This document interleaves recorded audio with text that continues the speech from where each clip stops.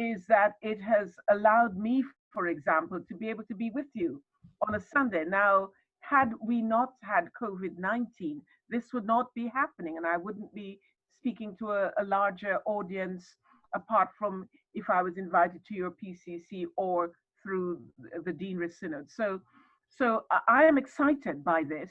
I'm excited that any parish in my deanery, in my diocese rather, will be able to say, Bishop Rose, we would love to have you on at this slot, and I don't have to get in the car and drive to you, and I can say yes because we can do it like this, and save the environment as well. So yes, I'm excited about the possibility of working in other ways apart from the normal synodical structures. And you know, what I want is for parishes, for the clergy, for church war, lay people. You know, I am your bishop. And so, you know, don't put me in on a pedestal and put me in a box somewhere. I belong with you. So please do get in touch so we can have these conversations. I love the reflection which talked about uh, acknowledging Christ in the home. Um, I really think that that has been a particular positive thing. In the past, we rush off, we get ready, we rush off, we get to church, we do our religious bit, and then we say, that's now done. I can go back out into the world. I can go back home to my roast dinner where God doesn't even get a mention. He doesn't get a look in. Never mind the man that we passed on the street who is hungry and cold. And we're being forced to do God at home. And that's exciting. You know, that's exciting. The fact that a husband and wife who've been married for 40 odd years or 30 odd years to say, darling, can we pray now together? Can, you know, I think that's wonderful. Or the children, the grandchildren come to visit, and you get them together around the table and you say, who would like to light the candle? What shall we thank Jesus for? Who should we be praying for today? So what we do, we make faith so ordinary that it's not something that is unattainable, unreachable, but it's right here for us. So that excites me as well. Thank you very much for sharing that. And what else have we got that you have talked about? Uh, okay, remembering those who are isolating and isolated. And even when we do come back together, the reality that there will be some people who, because they're isolating, will not be able to be with us, or because we're socially distancing, not everybody might be able to get into our buildings together. And so those of us who are active and think, oh, wonderful, let us remember those who won't be able to be with us.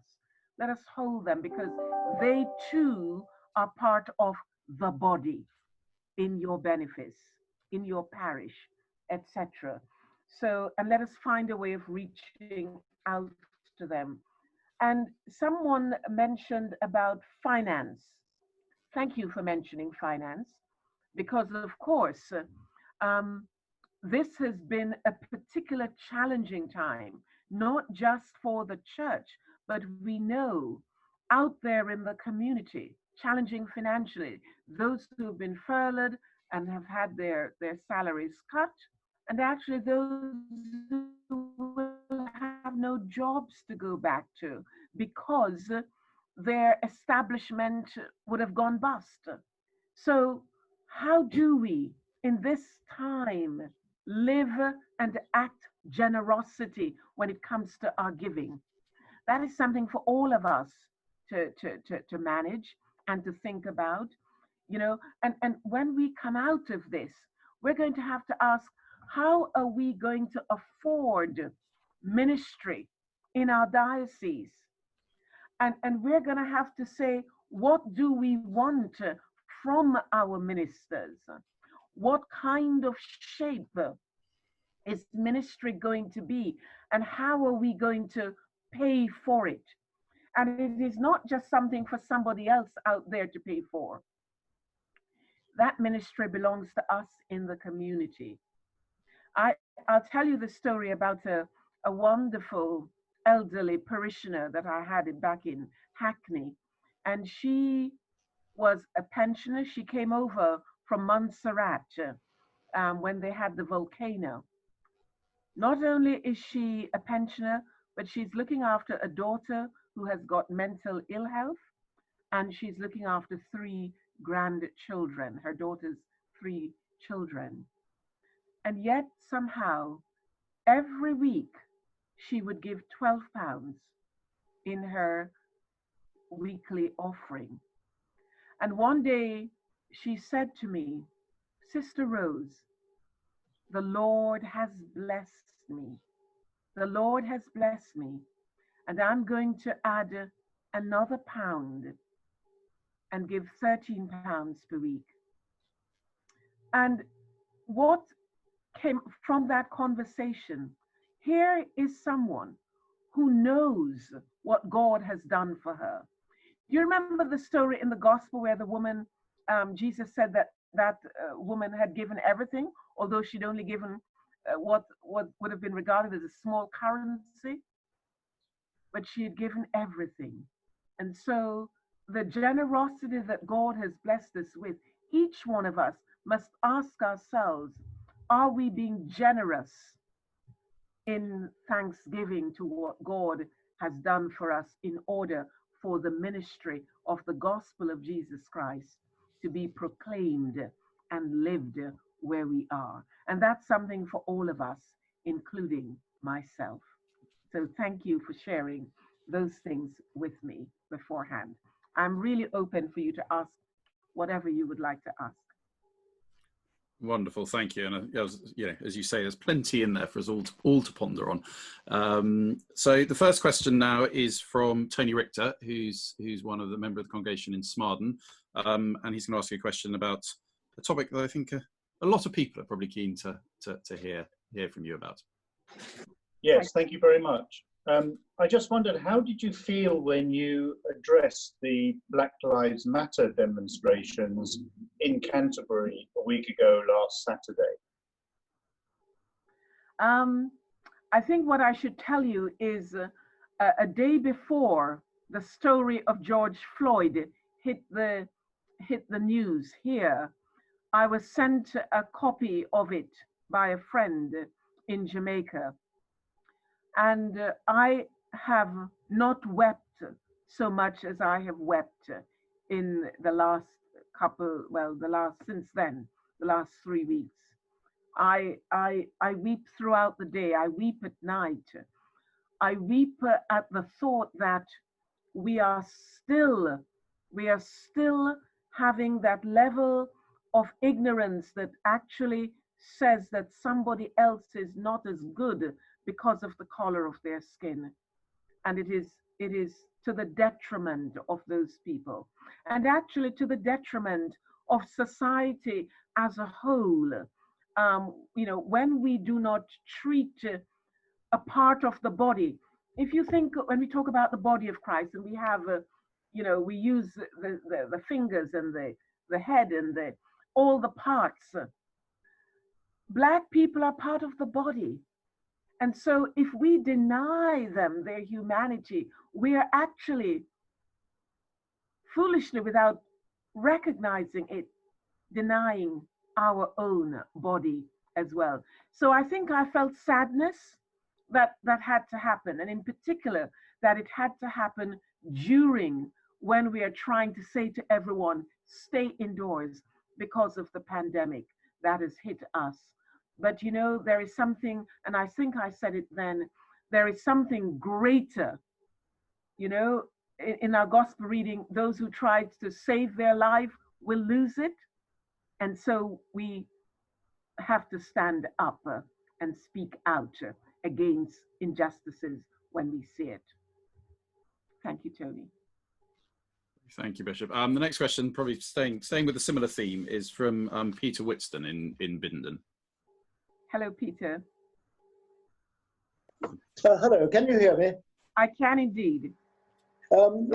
Bishop Rose, are there any lives, including non-human, that don't matter?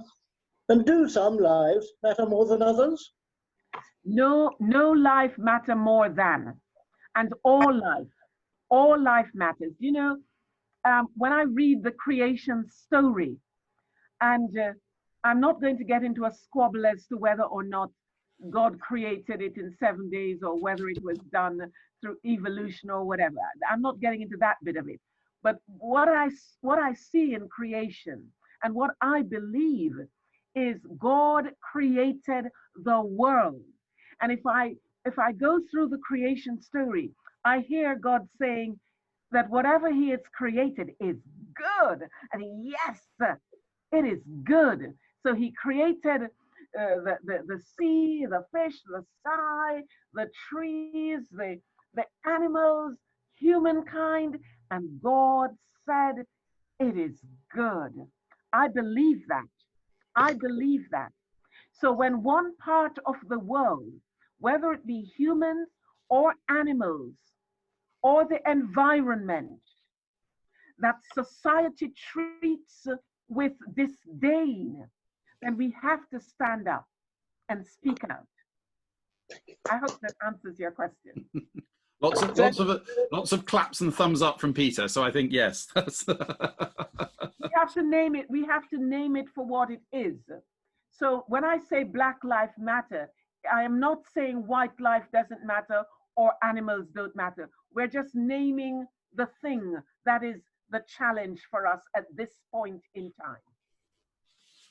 Wonderful, thank you. Thank you, Peter. So, Bishop, moving on to another topic that I think is very close to your heart. There's a question from Anne Courtness, who's the church warden in Bindon. Hello, Anne. Hello, Bishop Rose. Sorry. As a woman who's a church warden, I just want to ask you, as a woman who's a bishop, what responsibilities and perhaps burdens do you bear, especially as rather than your male counterparts? Ooh. I wouldn't even want to separate it in terms of the male bearing a particular responsibility versus the female. Sorry, did you hear that? But I am aware of, She's muted. I think it would be untruthful of me not to say that I carry a burden, but I carry it with the grace of God. You know, when a man doesn't do well in whatever field, nobody says, oh, we better not have a man again. You know, we'd better not have a man. The one we had before wasn't very good, but we'd better not have another one. But actually, when a woman, when a Black person is in that role, they carry that burden that they have to do 200%, because otherwise, at the end of that, they will simply say, oh, we tried that. We tried a Black woman, or we tried a Black person, or we tried a woman and it didn't work. Let's go back to the norm of what we're accustomed to. So I feel that burden and I carry that burden, but I carry it with the grace of God. And I feel a huge responsibility for the task of ministry, because I believe passionately in the faith of Jesus Christ and what he came to do. I believe passionately that I must be a disciple of Christ. And as a disciple, it means that I pattern Jesus Christ in my living, in my walk. And actually, that's what I want to get across. If nothing is remembered of my time with you when I eventually retire or leave you, that's what I want you to be able to say. She loved Jesus and she taught us how to be like Jesus. So I'm not here to do anything fancy or anything new or anything. I am simply here to pattern the walk of Jesus Christ so that it permeates throughout all our lives. So we don't have a little box.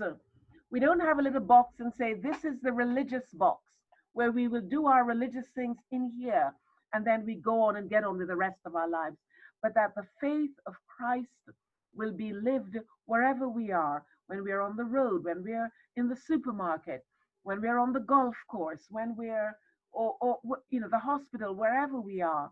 The faith of Christ will take priority in all that we do. So I carry, and I would hope and believe that all Christian leaders, that they will see that as their major responsibility and carry that well. Thank you. Lovely, thank you. So the next question actually comes in two parts. So we're going to have two questioners. The first one is another member of the Smarden congregation, Jim Carr. And the second one comes from Abby Courtness from Biddenden. So if we go with Jim first. I hope you can hear me. Bishop, can I say I read your address to that rally in Canterbury, and I thought it was incredibly moving. I really was most impressed.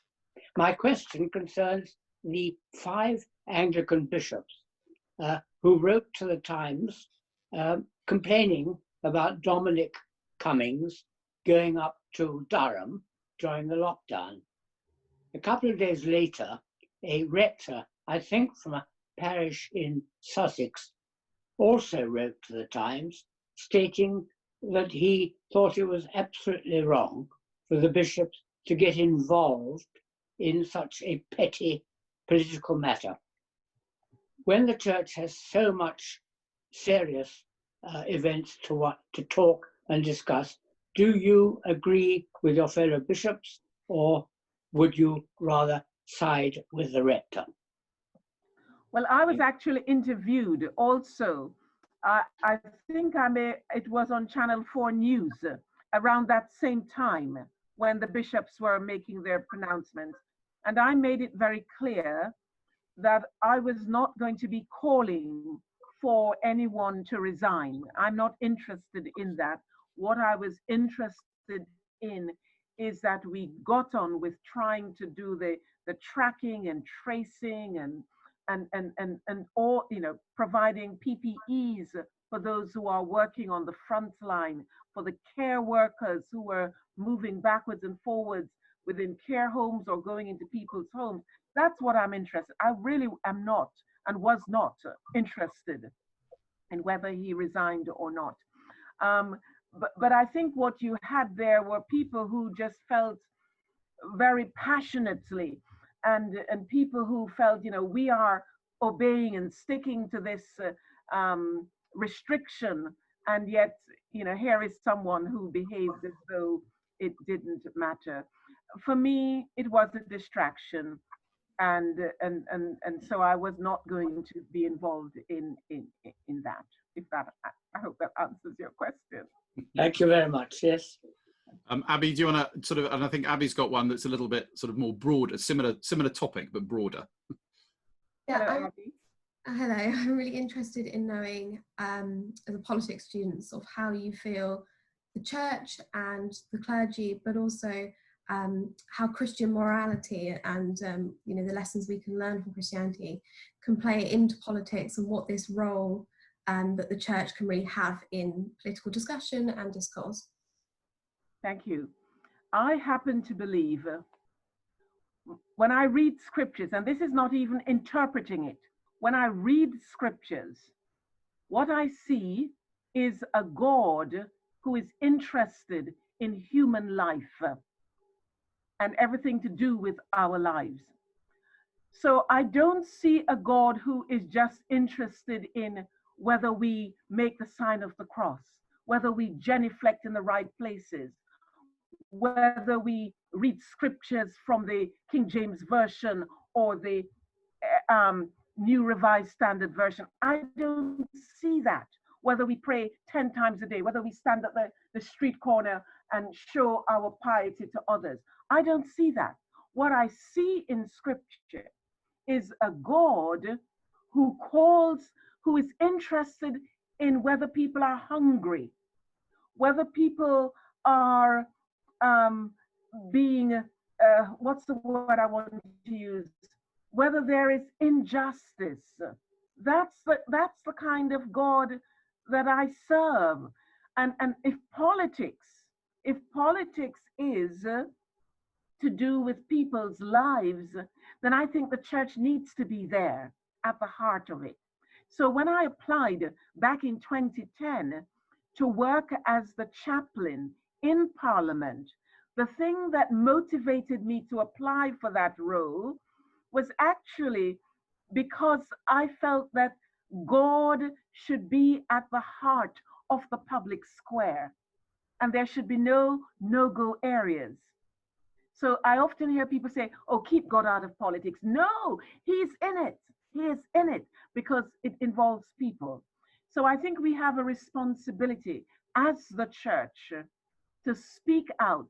God has no other hands and feet and voice and eyes and ears but ours.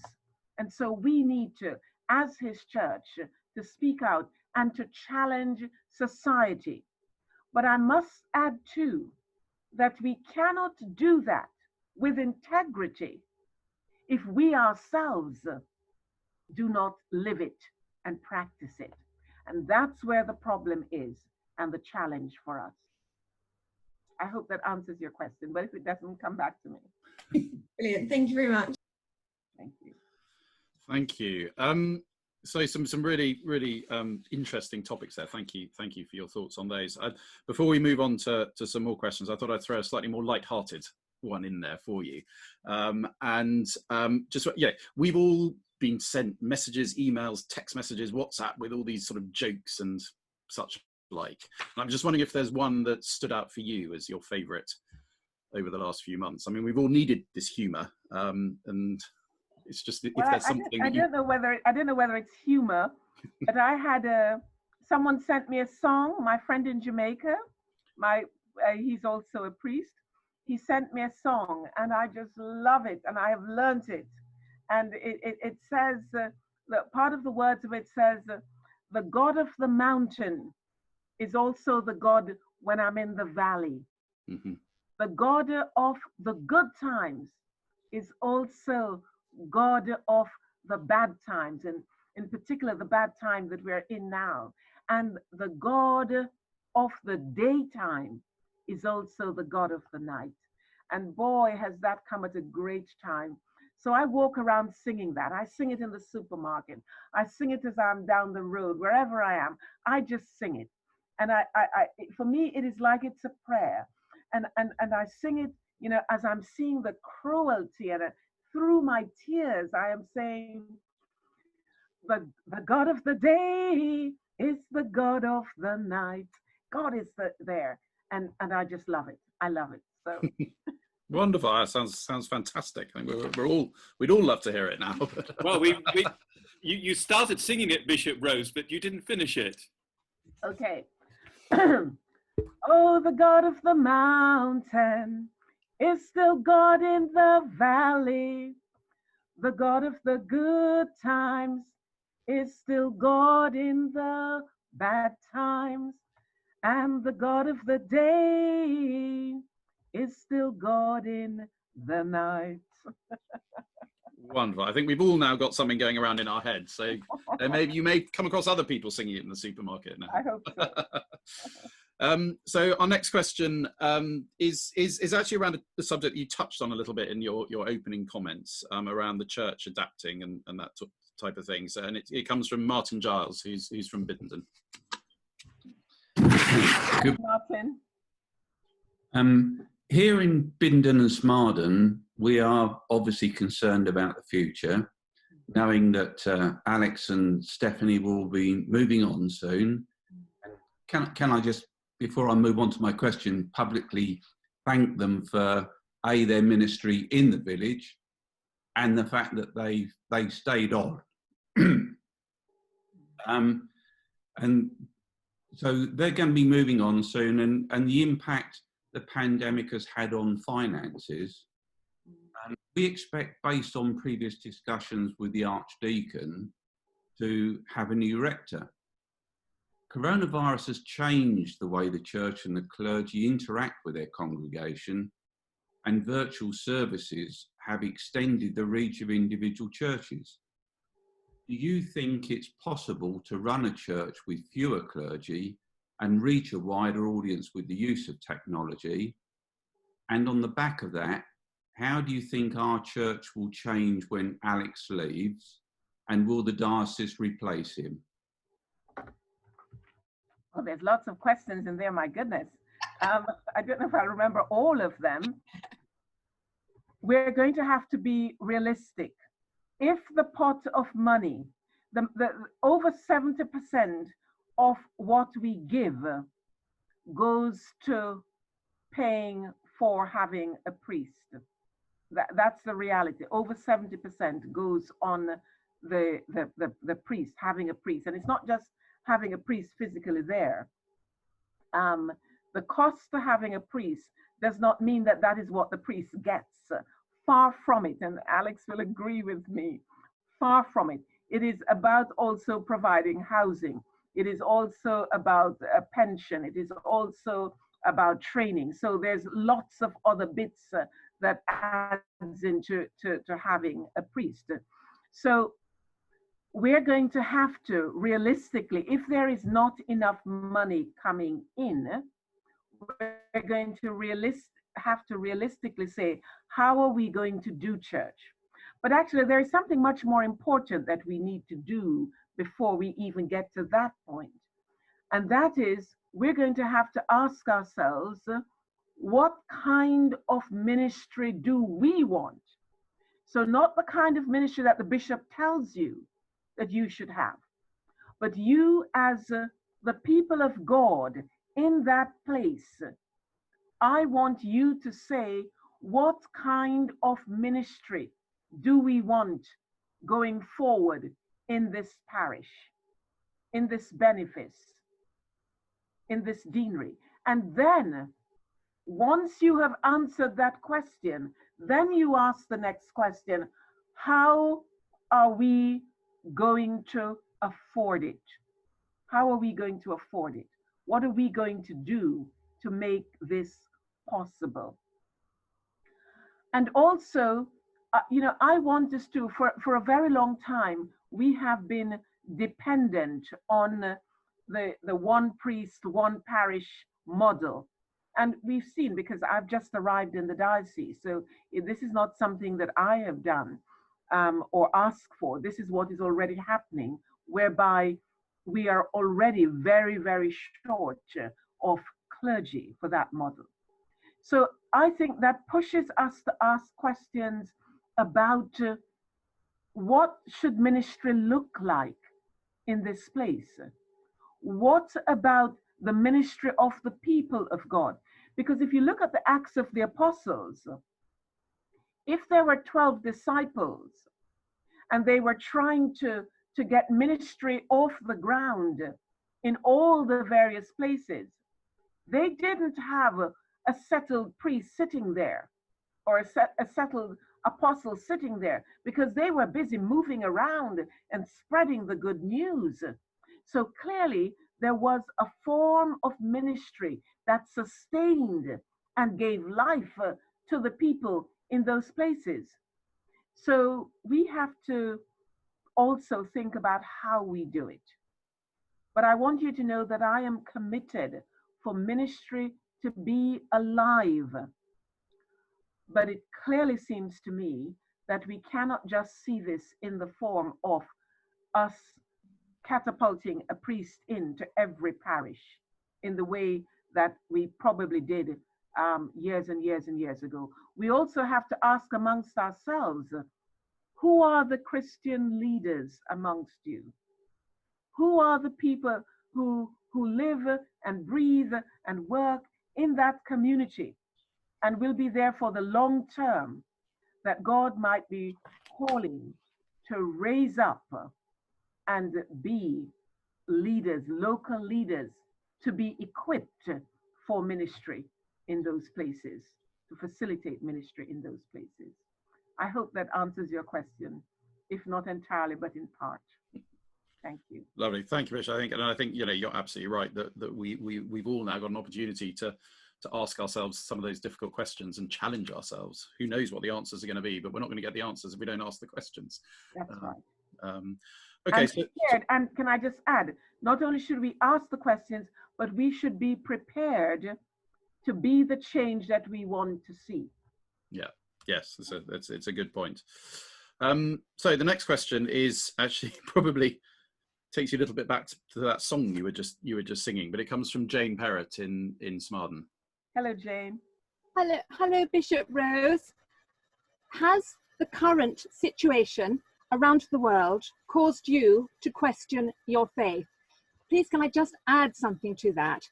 Having listened to your mighty sermon this morning and also your absolutely amazing passion, I think I probably know the answer. But I look forward to your answer. Thank you so much. Yes. No, it hasn't. My faith has not been dimmed. As a matter of fact, you know, when I was growing up, we used to sing the song about having an anchor. We have an anchor. We have an anchor that keeps us so steadfast and wild while the billows roll. And it feels to me that my faith has become that anchor. It has become that rock that I hold on to. So last night I was watching a program on BBC Two, and I was crying, but in the tears, I was saying, God, I'm not letting go. I'm holding on to you, because if I don't hold on to you, I'm going to be lost. I'm going to be blown away by this. And so my faith has become and has always been that rock that I hold on to, that keeps me steady, and keeps me waking up every morning believing and knowing that I can still keep going, because the God of the day is still God in the night. Oh, you are fantastic. Thank you so much. Thank you. Thank you. Wonderful. So the next question, maybe on a slightly different tack and maybe a slightly easier one, I don't know, is from my fellow church warden in Smarden, Edward Demery. Hello, Edward. Bishop, good morning. Do you have any particularly memorable or amusing moments arising out of your time as a chaplain to the Queen or to the Speaker of the House of Commons? I was once invited for a sleepover at Windsor Castle. My husband said I shouldn't call it a sleepover. Rose, don't call it a sleepover. But I didn't believe that it was real. And I was called by someone who said that they were calling on behalf of Her Majesty, and Her Majesty would love me to come and stay over at Windsor Castle and have dinner with them. And I thought someone was playing a trick on me, and they had heard that I had been appointed as one of her chaplains and were playing a trick. And then, but 2 days later, the letter did arrive, the formal letter did arrive. And I found it rather amusing, because in the letter it said that they would also provide accommodation for my chauffeur. So I did say to my husband, darling, would you like to be my chauffeur? But he didn't come as a chauffeur, he came as my husband. So that and Her Majesty, when the Jamaicans heard that I was going to be a chaplain to the Queen, in the national newspaper, they had a headline that said, "A Jamaican rose in the Queen's garden." And I told Her Majesty that, and she went, "Oh, trust the Jamaicans." So that's one. Parliament, what can I say about Parliament that was humorous or funny, or I don't know. Parliament was an interesting time, and got very challenging towards the end over the sort of Brexit tearing themselves apart. I was once invited I was in the tea room. Now, normally only a certain grade staff members or parliamentarians who are allowed in the tea room, and because of being the chaplain, I'm also allowed in the tea room. And I had a parliamentarian inviting me to, would I like to serve them coffee? Oh, oh. And with my usual self, I just smiled and said, I would love to, but actually, I don't think that they will allow me behind the counter. I hope they Thank felt you. suitably put in their place. Brilliant. Thank you very much, Bishop. Thank you. I just need to ask, Bishop, I mean, were you not wearing a dog collar at the time? Were you not wearing some identification that might have set you apart as being the speaker? Well, I would regularly wear a scarf. I Ah, regularly would have a scarf thrown around my neck, something of color to brighten up the black. yes, good. Stuff. Yeah. Oh, gosh. Yeah. Yes, I can believe it. But you see, that's part of the problem. Sometimes people say, oh, I don't recognize you. One black face, and you think all black faces look alike. Yes. It's strange because it has never occurred to me that all white people look alike.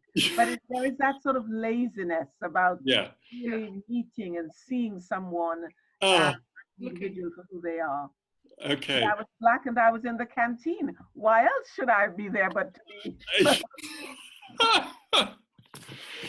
Well, I hope wonderful. I hope they're twisting in Yes. embarrassment at the thought Yes. of it. I hope they don't keep the embarrassment for too long. Life's too short. we all have these moments where we try and pretend that the earth just creates a space where we might just disappear. Yes. Very good. Thank you. Well, Edward, I hope that answers your does question. indeed. I think Very it fully good. answers Thank your you. question. And yes, I'm sure there are many more moments. We can hear about those. I'm sure it must have been a very interesting, as you say, challenging time in those latter days in Parliament. Absolutely. So I think we have had a question come in from Sam Buckman. And I don't know if we've, Sam, I'm sorry to put you on the spotlight, but I think you sent in a question to Anne. Oh, you're on mute. Sam. Hello, Sam. Good morning. Good morning. I've been so inspired listening to you this morning, Bishop Rose. It's just been really, really lovely. So thank you so much for all you've said so far. I was thinking, and I have been thinking for the last few weeks, and I just wondered if your thoughts about how me, as a sort of middle-aged white person in a vastly predominant white community, how can I make a difference? I don't really understand this whole racism and prejudice. I have never experienced it and I've never been around it. So I just find it really hard to know what I can do in the situation that I'm in to make any difference. And, I just really appreciate your thoughts around that. Yesterday I was in Dover and commemorating the 58 Chinese members, men and women, who died when they were kept in a container, brought over from Zeebrugge, I think it was. And there, my emphasis was their life matters. There is a sort of febrile thing going on in our society today around people trying to come to our shores. And it is all part of the same thing, actually. And so one of the things that we need to do is to, for those of us who are not Black, who, I'm going to say this now, use the word privileged, lead a privileged life, who you would not, you're not going to get stopped down the road there if you're walking down the road. And, we need to ask, rightly as you have done, what is this about? Where has it come from? Mr. Johnson, a week or so ago, said he was going to launch another commission or a report, whatever. And he actually said these words. I heard him say it. He said, "Oh, we won't go look back in the past. We will just start from now and going forward." Yes. And I remember saying, "No, no, no. We have to look back in the past Yes. because that's where it's coming from. Democracy. Our history of empire, our history of conquering others, having gone to Africa and conquered, so to speak, a people and brought them from there to the Americas, to the Caribbean, to Britain. We did that with the frame of mind that these people are not quite as human as we are. Because you see, if they're human as we are, then we cannot treat them, we cannot enslave them. It is because they're not human why we can enslave them. It is because they are not as intelligent as we are that we can keep them in the kitchen or on the cleaning staff only. And so that is still in our psyche. So if you think about it, you would have had generations and generations beforehand with those thoughts and may even openly have expressed that. And that is why, for example, people didn't think twice about Coulson. He gave his money to this philanthropic area and that area, and no one batted an eyelid. No one said, but where did he get that money from? And do I want that blood money for this organization?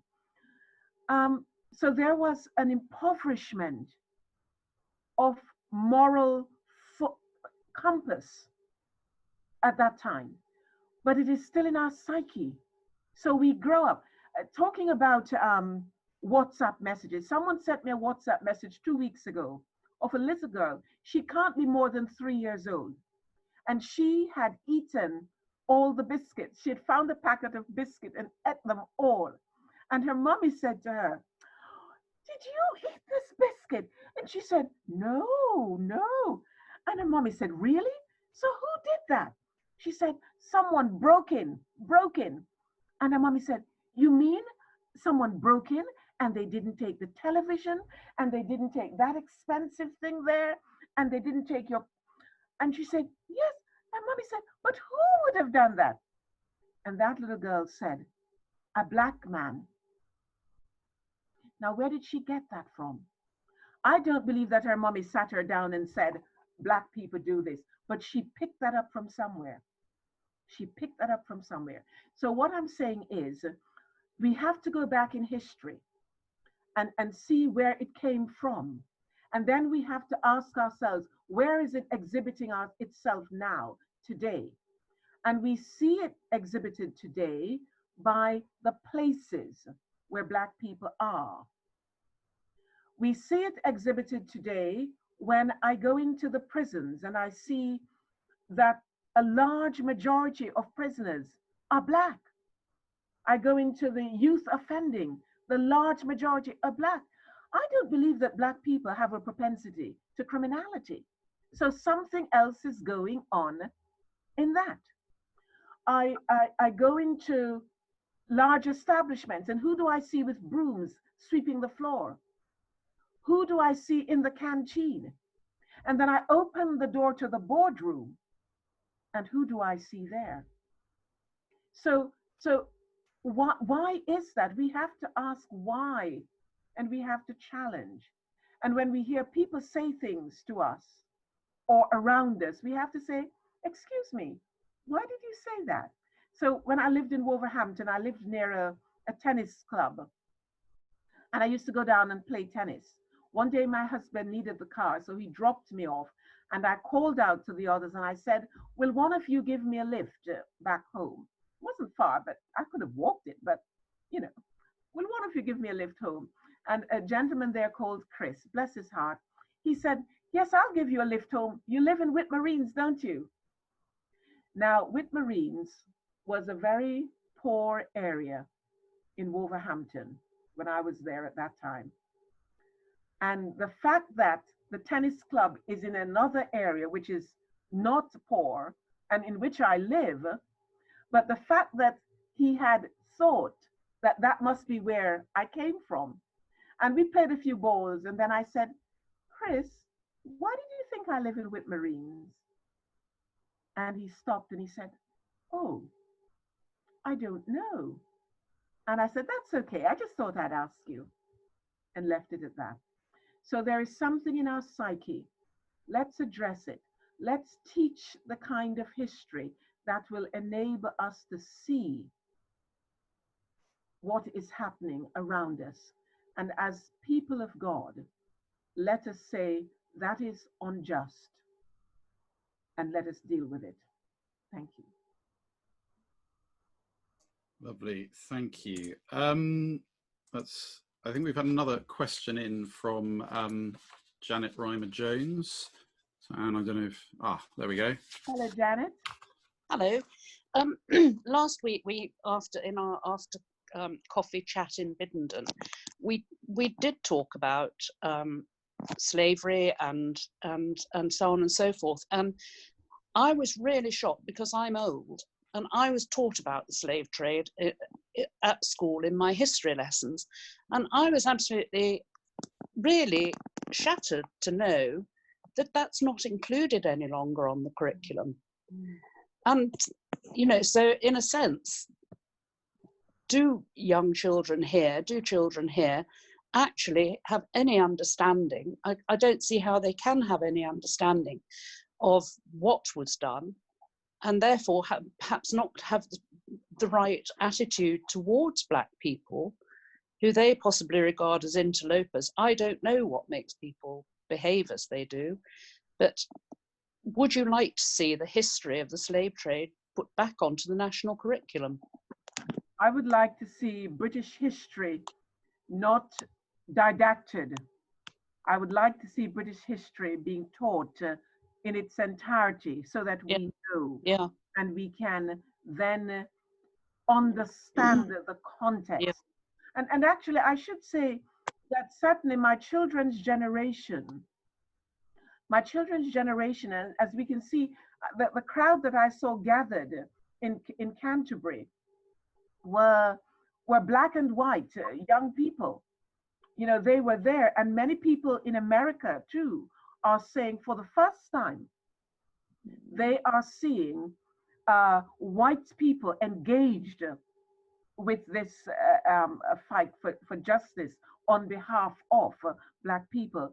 So I think actually most of the younger generation gets it, but somewhere there is still a trickling down. Some years ago, I recalled a nurse who was training for ordination, and she said that the first time she became aware of difference in terms of Black and white was as a 7-year-old. There was a Black man, her father was a church warden, she said. She's now in her late 40s, she was at the time. She said her father was a church warden, and every Sunday evening, a man would knock on the door, and it would be this Black man from her church. But her father was always ready. And so father would go straight out with him and go on to church for evening prayer. This particular Sunday evening, she said, her father wasn't ready. Because she knew him and knew the family knew him, she opened the door and invited him in. When her father left with him to the church, she said her mother gave her such a rollicking, how dare you invite that Black man into our home? And that was the first time she realized that there must be something different about Black people. So we send the messages. And she also spoke, someone else also spoke about going into a hospital and seeing nurses, but assuming that it must be the white nurse who is in charge and not the Black nurse. And actually it was the Black nurse in charge. But I've also heard since then nurses saying, people have come in and said, please, I don't want you looking after me, or I don't want you looking after my child. So there's something in our psyche that says, actually, you're Black, you're not human. you're a different species. And that's why I never talk about different races. When I say prayers or speak, I don't talk about different races, because I believe we're one human race. We're one human race. You know, for cows, they talk about different kinds of cows. You know, they say it's, you know, I can't think of the names that have gone out of my head, but we're actually one human race. We're not different races. And when people talk about children being half caste, the man at the garage yesterday, who is white, he volunteered the information to me that his great grandfather was Jamaican, and that they were the only half caste family when they came back to live here. And I just felt so sad. You know, my children are not half caste. My children are human beings. You know, and so, and I'm very lucky that they have a confident mother. So they know they're human beings, and would not refer to themselves as half caste. They are children. We don't talk about a German child and an English child as being half caste. How dare we think of children? So that was a language that was used in the past. We don't need that language. We're human beings. We can talk about children being what's the word?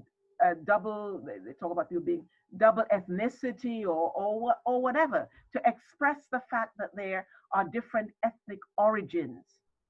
And actually, the British, we forget that we are not. We seem to think that we come in one package, but that's not true. That is not true at all. You know, there's all the Vikings and all sorts of different other ethnic groups that makes us who we are. I hope that helps, Janet. Wonderful, thank you. So I think we've been going for about an hour now, so it's probably it's been absolutely wonderful, Bishop. Is there any other burning questions? No, I don't think we have any burning ones. No, there are lots of things. I mean, I think I'm gonna finish with one last sort of hopefully positive one, because we all like to look forward, and you know, looking forward to doing some of those things. It has all been positive, Tom. No, sorry. I'm not suggesting it hasn't been. I'm thinking more personally, us all looking forward to doing some of those things that we haven't been able to do for months. And I was just wondering, is there something that you're particularly looking forward to being able to do, or you particularly missed during lockdown? I am looking forward to seeing my children and my grandchildren. I have missed them so much. I haven't seen them since Christmas. I think you're probably a thought shared by many. My little grandson, my daughter bought me a portal for Christmas, and so I called them up on that. And my little grandson, he goes behind the television looking for me. Yeah, I remember one of my children did that once as well. It's wonderful. Yes, he comes back out and he says, "Grandma, door," telling me to come through the door instead, and that breaks my heart. So yeah. I'm longing to just hold them. Well, that's wonderful. I know it's been really wonderful. I know Alex wants to say something. Yeah, before he does, Bishop, thank you. You know, on behalf of everyone here, it's been wonderful to have you, and one day I hope we might be able to meet you in person. I hope so. Yeah. Yeah, Bishop, it's for me just to say thank you. You know, I think that if my reaction and experience is anything to go by, I know that we will all have been enormously moved, perhaps even been moved to tears almost from the stories that you shared with us, the sharing very, very much of your heart. So thank you for spending the time. Thank you for your patience, because I know you will have had to retell many of these experiences over and over again, and I'm sure that will happen in the future, because there is a lot of learning for us to do, isn't there? And hearing and listening. And we do that together. Yeah, but I want to say on behalf of our churches, thank you. And I hope we hear you, and in a small way, our world and our society is going to change, as well as, of course, our church. I know it's been, you've put a huge amount, you've been with us for a long time. And it already was a busy morning before you joined us. And in a sense, you've been behind an interview panel for the past hour. So I do hope and wish you a good rest and a good afternoon. But again, thank you. Thank you all very much. It's been a pleasure, real pleasure. And I look forward to being with you in body as well. Thank you. Thank you, Bishop. Thank you, Bishop Rose. Thank you. Thank you. Thank you. bye-bye. Thanks. Bye-bye. Thank you, Alex and Tom, too, and Edward. Thank you so much.